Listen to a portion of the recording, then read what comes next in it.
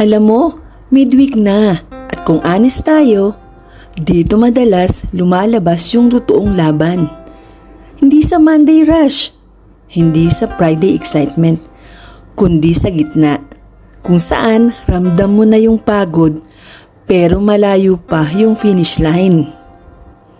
Pero teka, kung nandito ka pa, ibig sabihin isang bagay ang malinaw, matibay ka.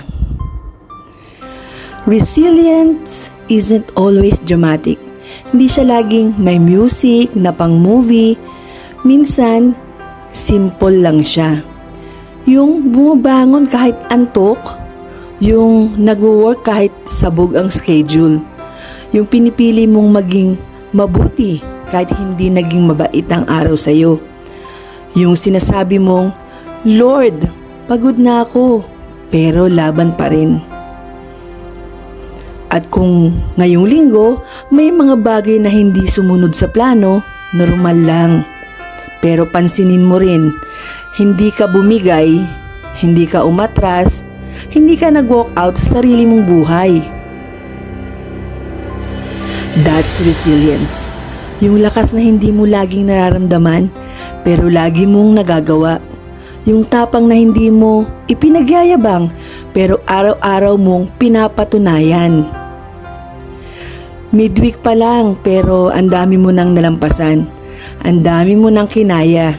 At kahit may mga araw na gusto mo nang huminto, hindi mo magawa. Kasi alam mo, may purpose ka. May pangarap ka. May mga taong umaasa sa'yo. At higit sa lahat, may Diyos na hindi ka pinapabayaan. So breathe, reset, and remind yourself, hindi ako nandito para sumuko. Nandito ako para lumago. Keep going. You're becoming stronger, wiser, and more grounded than you were last week.